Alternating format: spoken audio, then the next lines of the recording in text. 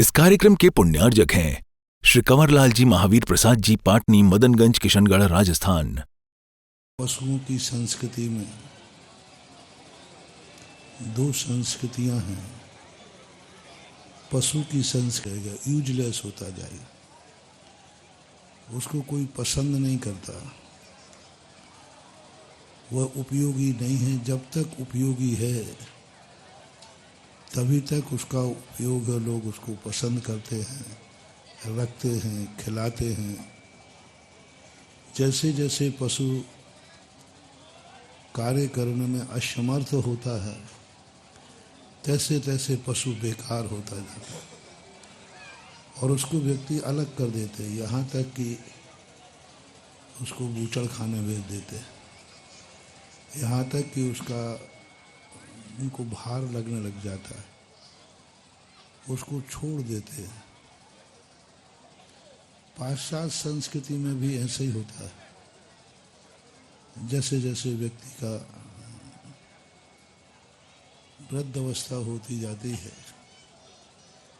वैसे वैसे वह निरुपयोगी होता है, उसे कोई चाहते नहीं, उसे वृद्धाश्रम आदि आश्रमों में भेजकर सरकार उनका अंतिम जीवन निकाल देती है। भारतीय संस्कृति एक ऐसी संस्कृति है, जो व्यक्ति जितना बूढ़ा होता जाएगा वो उतना पूज्य होता जाएगा। यूजलेस नहीं, पूज्य होता जाएगा। ये मात्र भारतीय संस्कृति में है। जिस व्यक्ति की जितनी उम्र होती जाएगी और वो किसी कार्य करने लायक नहीं रहेगा, वह उतना ही पूजनीय हो जाता है, वंदनीय हो जाता है, शुभ हो जाता है, शगुन हो जाता है, वो आशीर्वाद देने के योग्य हो जाता है। जब तक व्यक्ति काम में आ रहा है, कार्य कर रहा है, तब तक व्यक्ति वह पूजनीय नहीं बनता। कर्म योगी को पूजनीय नहीं कहा, लेकिन जैसे जैसे वृद्ध होता जाएगा, भारतीय दर्शन में उसे बहुत शुभ, सगुन और मांगलिक माना गया। उस व्यक्ति का घर में जिंदा रह करके बैठा है तो भी उसका आशीर्वाद लेना अच्छा माना जाता है। सभी लोग उसकी पूजा करते हैं, पैर छूते हैं। सभी लोग बुजुर्गों का आशीर्वाद लेना सगुन मानते हैं।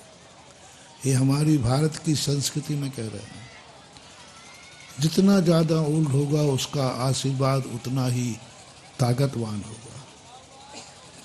जितना बूढ़ा होगा, 100 साल से ऊपर किसी व्यक्ति ने जिंदगी गुजार दी, उसका दर्शन करना, उसका आशीर्वाद लेना सारे मंगलों में श्रेष्ठ मंगल माना गया है। शास्त्रों में आया है कि उस व्यक्ति का आशीर्वाद मिले जिसने वहाँ की आयु को पार कर दिया है, यानी 100 वर्ष से ऊपर जिसने निकाल दिए हैं। और 100 वर्ष से ऊपर का व्यक्ति जिस घर में जिंदा है, वह घर भी शगुन है। उस व्यक्ति कुछ भी नहीं कर रहा है, मान लीजिए वह आवाज नहीं करें, इधर पीछे आवाज आ रही है, वहाँ भोजनालय के यहाँ आवाज आ रही है, देखो बोलने का।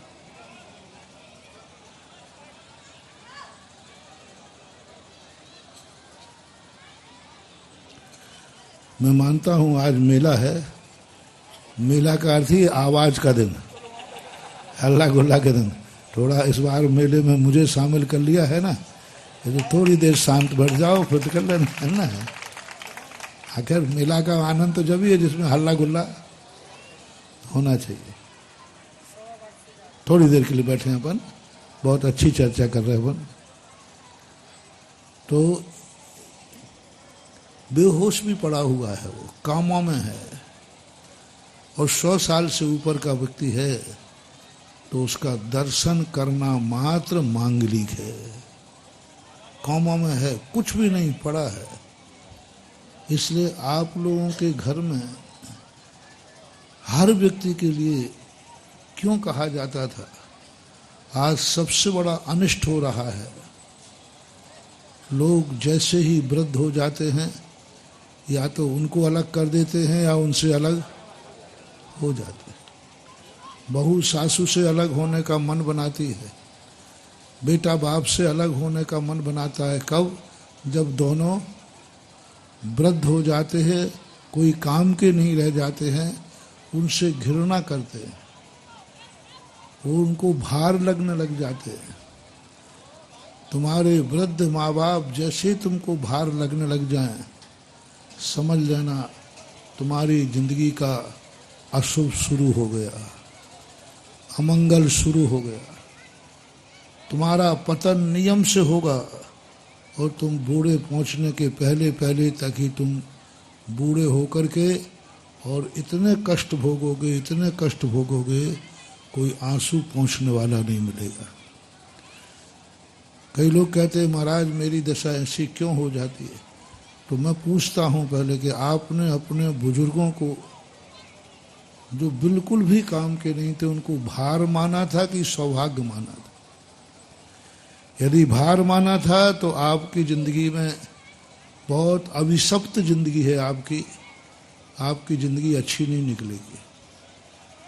और आपने ये माना है कि जितने जितने घर में हर व्यक्ति को अपने घर में एक वृद्ध महिला और एक वृद्ध पुरुष होना चाहिए। यदि दुर्भाग्य से आपके जीवन में कोई वृद्ध ना मिले तो किसी का गोद ले लो वृद्ध को। बहुत लेटेस्ट विषय बता रहा हूं, अभी तक तुमने बच्चों का गोद नामा सुना होगा, है ना? जिनके बच्चे नहीं होते ना तो कहते गोद ले लेते हैं। आज मैं वो कह रहा हूं जिनके घर में वृद्ध ना हो वे वृद्ध को गोद ले लेना। बच्चों को गोद लेना तो तुम्हारा स्वार्थ है, समझ रहे हो ना? बच्चे को तो गोद लेना तुम्हारा, लेकिन वृद्ध को गोद लेना तुम्हारा परमार्थ है। वृद्ध को गोद लो। हर महिला को सोचना मेरे घर में सासू नहीं है, मेरे घर में दादी नहीं है, तो प्रयास करो कि एक कोई माँ कहीं से वृद्ध गोद मिल जाए, उसकी सेवा मैं करूंगा ऐसी होड़ लगे। आप लोगों के घर में कोई वृद्ध ना हो तो किसी एक वृद्ध को गोद लो। संसार में जहां से भी मिले वृद्ध को गोद लो। और तुम्हारे घर में तुमने वृद्ध और वृद्ध महिला पुरुष को यदि सेवा कर ली तो पूज्यवर शिवचंद्र महाराज, शुभचंद्र महाराज ज्ञानार्णव में कहते हैं, संघों के लिए कहा कि संघों में एक वृद्ध सेवा आई है। वृद्ध सेवा यानी जिस संघ में साधु वृद्ध होते हैं वह संघ दिन दूना रात चौगुना फलता फूलता है। हमारे पूज्य आचार्य महाराज का सबसे बड़ा वरदान एक ही है कि उन्हें अंत में वो तो थे जवान और गुरु थे, और वृद्ध की सेवा करने मिला वो वरदान था पूज्य आचार्य गुरुदेव विद्यासागर महाराज का। अपने से छोटों की और बराबरों की सेवा करना ये तो व्यवहार है, ये तो व्यवहारिकता है। अपने छोटों का पालन करना ये तो एक व्यवहार है। लेकिन अपने से बड़े वृद्ध साधु, पूरा एक अध्याय ही लिखा ज्ञानार्णवकार ने, और उन्होंने कहा कि ध्यान की सिद्धि, परमार्थ की सिद्धि वृद्ध सेवा से बताई उन्होंने कहा कि वृद्ध ढूंढो। यहां तक कह दिया कि यदि सम्मेद शिखर की यात्रा को जाना है और रास्ते में कोई वृद्ध साधु की सेवा करने का मौका मिले, समाधि आदि का, तो सम्मेद शिखर की यात्रा छोड़ देना, वृद्ध की सेवा स्वीकार कर लेना। वो सम्मेद शिखर की यात्रा से भी ज्यादा मांगनी है। जब हम और हमारे आचार्य महाराज तो आपको मालूम है बहुत यंग थे, और उनके गुरु महाराज अति वृद्ध थे, और जो उनको वृद्ध की सेवा करने को मिला वही शगुन, वही वरदान हमारे पूज्य आचार्य महाराज ने सारे विश्व में ख्याति प्राप्त की है, वृद्ध सेवा। तो वहां ज्ञानार्णव की बात को मैं रेफरेंस में लेता हुआ आप लोगों को समझा रहा हूं कि आपको कभी अपने घरों में वृद्ध गोद लो, वृद्धों से रहित घर नहीं। अभियान चलना चाहिए, हर घर में कोई ना कोई वृद्ध होगा। जिस घर में जवान है उस घर में एक वृद्ध भी होना चाहिए। जाओ, मैं उस घर के लिए बहुत सगुन और मंगल की भावना आज धर्मोदय तीर्थ से प्रेरित करता हूं। तुम लोग कहते महाराज मेरे घर में सगुन कैसे होगा, मेरे घर में अच्छा कैसा होगा। लो, आज घर घर में सगुन भेजता हूं। वृद्ध को अपने घर से सुशोभित करो और भार नहीं मानना। क्या मानना? सौभाग्य मानना। जितना ज्यादा हो लो, जितना ज्यादा असमर्थ हो, असमर्थ जितना हो, वृद्ध होना चाहिए। असमर्थ है और वृद्ध है। वृद्ध के कारण वो अब कुछ भी नहीं कर सकता, उठ नहीं सकता, बैठ नहीं सकता, चल नहीं सकता। उसकी जितनी अधिक सेवा तुम्हें करना पड़े उतना ही तुम्हारा गृहस्थ जीवन शगुन और मांगलिक माना जाएगा। इसलिए अभी तक तुमने वृद्ध का गोदनामा नहीं सुना होगा। सुना था? तो आज सुन लो, क्या बात हो गई। जब सुनो, जब जागो तभी सवेरा। और ये भी नहीं सुना होगा कि वृद्ध सगुन होता है। तुम उसे भार मानते हो कि महाराज अब ऐसे वृद्ध क्या करूं, दिन रात सेवा करते करते थक गया, पैरालिसिस से कामा में पड़ा है। तो आप थक जाते कि महाराज क्या करें, कहाँ तक, कितना करें। मत थकना महानुभाव, बल्कि भगवान से प्रार्थना करो कि जितने जीवन के अंतिम श्वास तक हम इस असमर्थ वृद्ध की अवभाग्य मान के सेवा करेंगे। ये हुआ एक मनुष्यों का। और आज हम आ रहे हैं उस पर। भारत देश का सबसे बड़ी चीज है। एक विदेशी से मैंने पूछा कि भारत देश में क्या है ऐसा जो तुम लोग घूमने आते हो। तो उन्होंने कहा कि यहाँ सबसे ज्यादा लोग भारत को जितना पुराना होता जाता है उसको उतना ही सगुन मानते।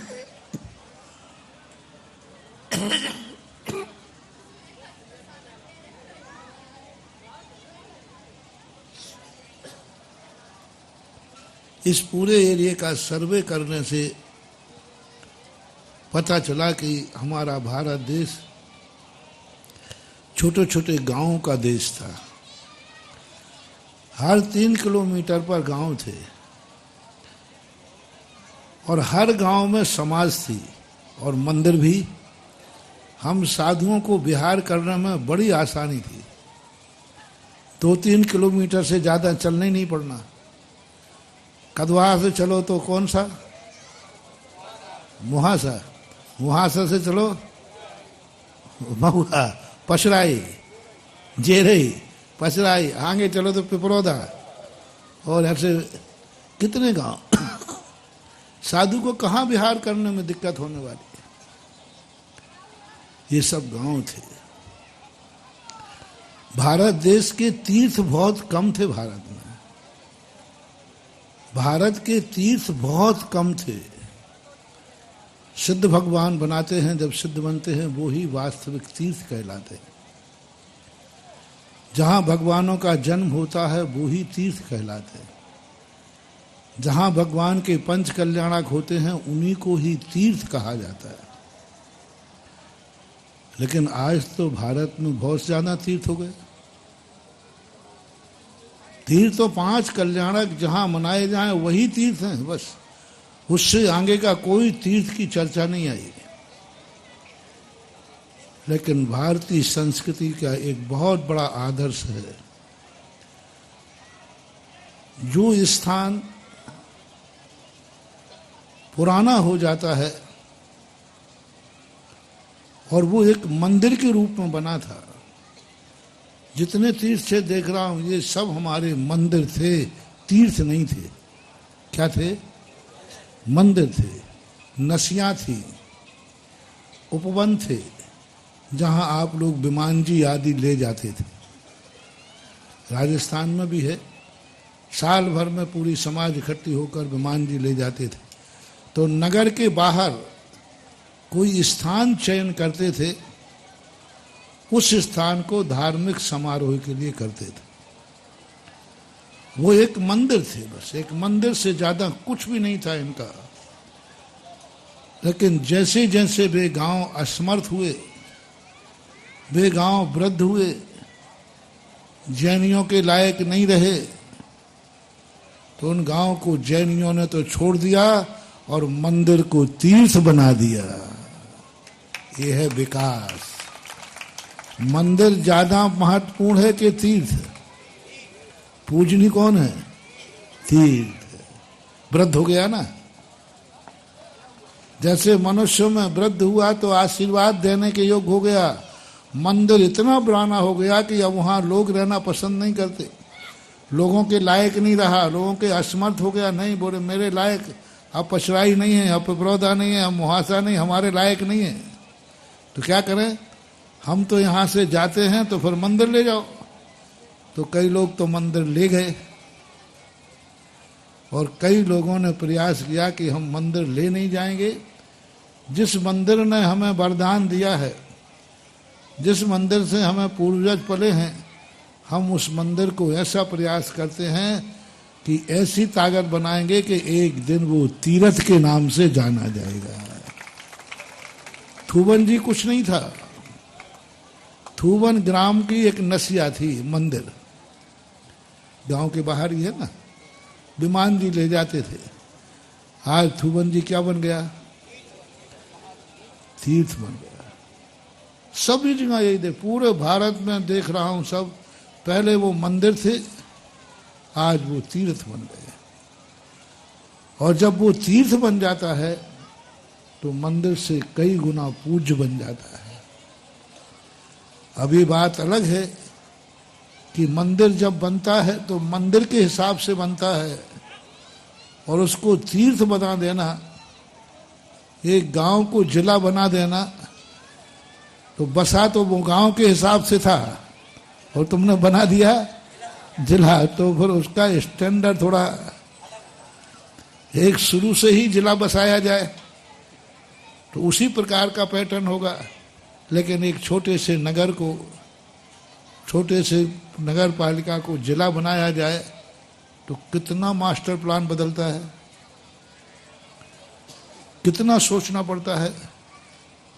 अब ये जिला बन गया, वो तो जब बना था उसकी सड़कें, उसकी गलियां, उसके स्थान, उसके ऑफिस, उसकी पंचायतें उसी हिसाब से चलती थी।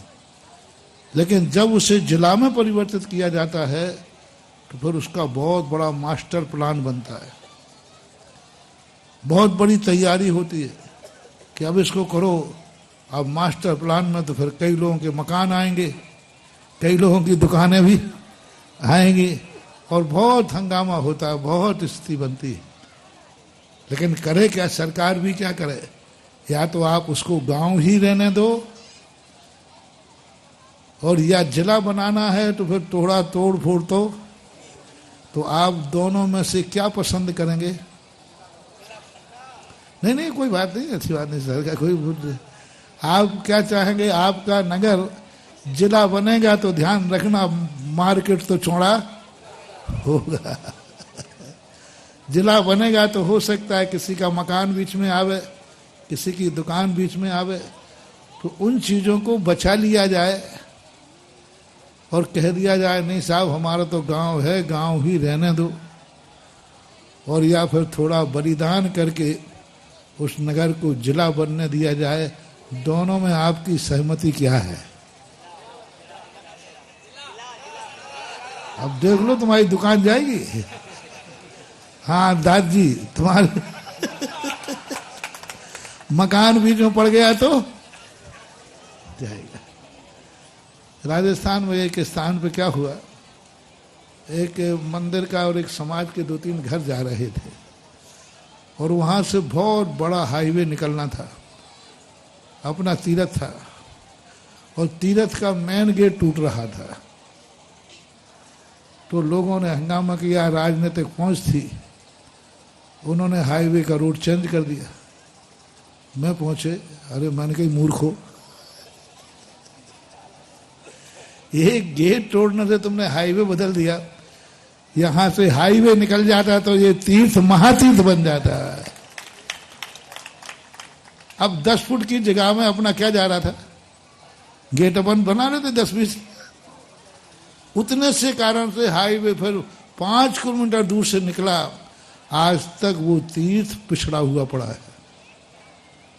इतना पिछड़ा पड़ा कि पहले तो 2-4 गाड़ी जाती भी थी, अब सब कहाँ से निकल जाती हैं, जो भी लाइन बनती है आपकी, पहले सब वहीं से जाती थी, तो तीर्थ अच्छा चलता था। लेकिन अब रोड बदल दिया, थोड़ा सा बदल के, और आज वो तीर्थ में कोई दर्शन करने वाला नहीं, कोई नहीं पूछ रहा उसको। हमने कि रखा लो अब वो गेट, चौकीदार के भी पैसा नहीं है। और हाईवे निकल जाता तो तीर्थ महातीर्थ बन जाता। एक हाईवे का रोड निकलता है तो वहां आजू बाजू के किसानों की मूल्य क्या हो जाता है। ये है कि हमें यदि अपने पुरानी चीज को, मंदिर को तीर्थ बनाना है, गांव को शहर बनाना है, शहर को जिला बनाना है, जिला को राजधानी बनाना है, तो हमें उस ढंग का कुछ ना कुछ बलिदान करना पड़ता है। ये सब मंदिर देख रहा हूं, थुवन जी का मंदिर देख के आया, चंदेरी मंदिर है, सांगानेरी मंदिर ही था, कुछ नहीं था, वो तो एक मंदिर है, 4 समाज लोगों ने बनाया था।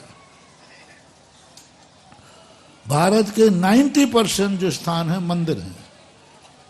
देवगढ़ जो है यूपी में, वो भी किले के बीच में मंदिर ही थे। वो पहले किला था, किले के बीच में समाज थी। जितने हैं अपना को जो तीर्थ होता है, तीर्थ क्षेत्र क्या था, पहले मंदिर था, ऊपर समाज थी, किला था, किला के अंदर राजा भी था, समाज भी थी, तो समाज का मंदिर था गोलाकोट, मतलब तीर्थोदय समाज के लिए बनाया गया था, समाज ने बनाया था अपने लिए। लेकिन अब वो समाज के लायक तो रहा नहीं, अब तीर्थ बनाना पड़ा।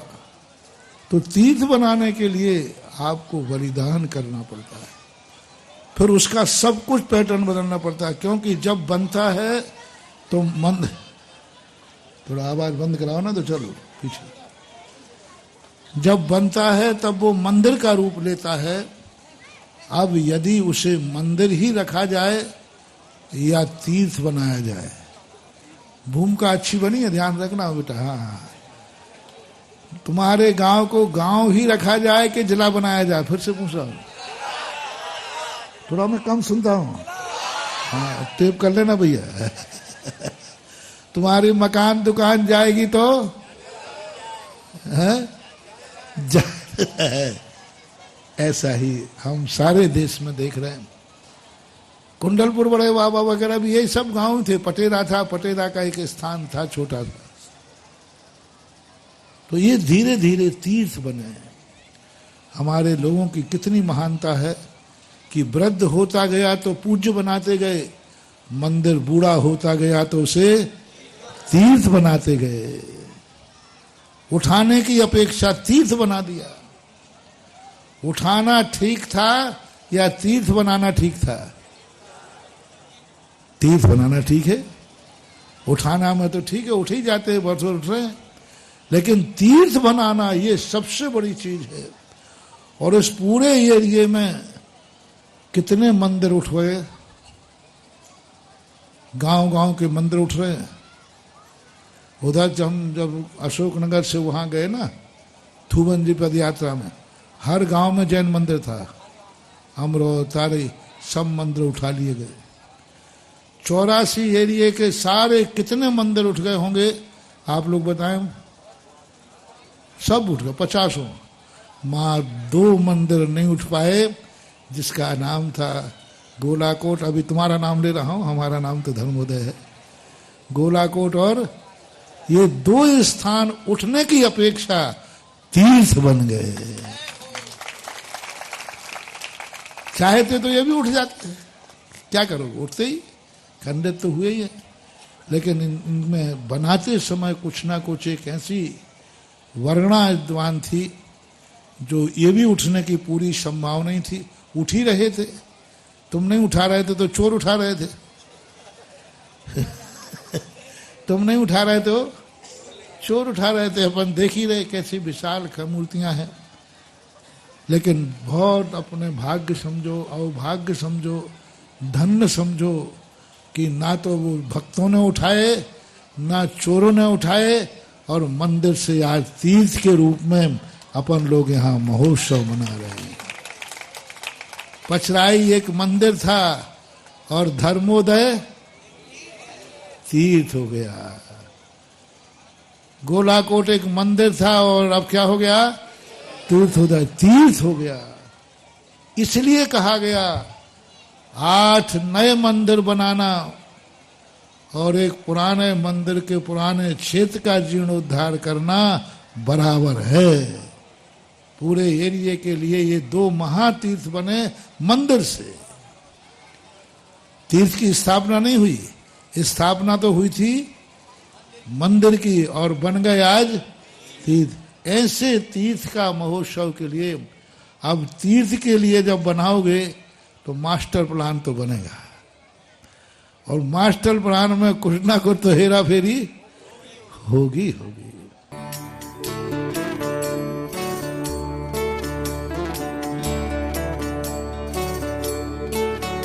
इस कार्यक्रम के पुण्यार्जक हैं श्री कंवरलाल जी महावीर प्रसाद जी, पाटनी, मदनगंज, किशनगढ़, राजस्थान।